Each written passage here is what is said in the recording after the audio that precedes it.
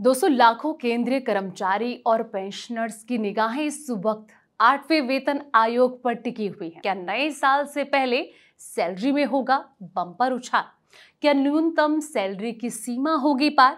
सरकार ने 8वें वेतन आयोग के गठन को लेकर चल रही अटकलों पर अभी एक बड़ा अपडेट जारी कर दिया है। बता दें कि केंद्रीय कर्मचारियों की सैलरी कितनी बढ़ेगी और क्या इस बार फिटमेंट फैक्टर में होगा कोई बड़ा बदलाव। चलिए जानते हैं इस वीडियो में सब कुछ। नमस्कार, मैं हूं आपके साथ संध्या बिष्ट और आप देख रहे हैं द इकोनॉमिक टाइम्स हिंदी। केंद्र सरकार ने साफ कर दिया है कि फिलहाल कर्मचारियों के महंगाई भत्ते यानी कि डीए को बेसिक सैलरी में मर्ज करने का कोई प्लान नहीं है। यह अपडेट 1 दिसंबर को लोकसभा में सांसद आनंद भदौरिया के सवाल के जवाब में वित्त मंत्रालय के राज्य मंत्री पंकज चौधरी ने दिया है। हालांकि केंद्र सरकार ने 8वें सेंट्रल पे कमीशन के गठन की जो प्रक्रिया है इसको नोटिफाई कर दिया है।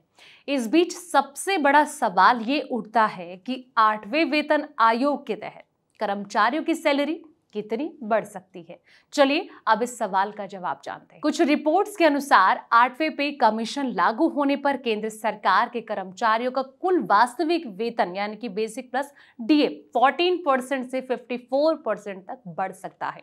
हालांकि 54% की बढ़ोतरी की संभावना कम मानी जा रही है। एक रिपोर्ट में कहा गया है कि सरकार इस बढ़ोतरी का इस्तेमाल खपत बढ़ाने वाले कदम के रूप में भी कर सकती है। महंगाई भत्ता और इसका मतलब, चलिए अब इसको समझते हैं। दोस्तों, बता दें कि महंगाई भत्ता यानी कि डीए सरकार द्वारा कर्मचारी को महंगाई के असर से बचाने के लिए दिया जाता है। ये दर all India consumer price index यानी कि ACPIIW के आधार पर तय की जाती है और हर 6 महीने में रिवाइज होती है। वर्तमान में डीए 58% है यानी कि 1 लाख रुपए बेसिक पे वाले कर्मचारियों को 58,000 रुपए डीए मिलते हैं। डीए का मकसद कर्मचारियों की सैलरी की असली कीमत को महंगाई के अनुसार बनाए रखना होता है। कर्मचारियों की मांग और सरकार की स्थिति, कई कर्मचारी एसोसिएशन लंबे समय से दोस्तों मांग कर रहे हैं कि डीए को बेसिक सैलरी में मिला दिया जाए यानी कि मर्ज कर दिया जाए। अगर ऐसा होता है तो अगले अलाउंस बढ़ोतरी के समय बेसिक सैलरी के हिसाब से कुल सैलरी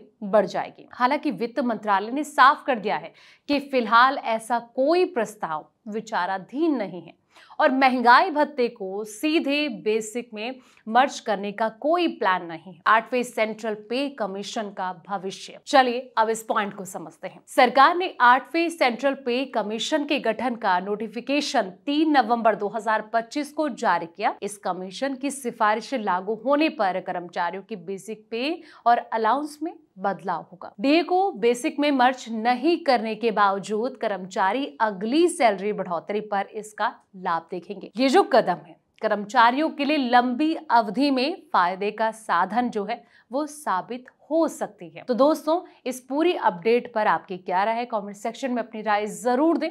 फिलहाल इस वीडियो में इतना ही। ऐसे ही तमाम वीडियोस के लिए आप देखते रहें द इकोनॉमिक टाइम्स हिंदी।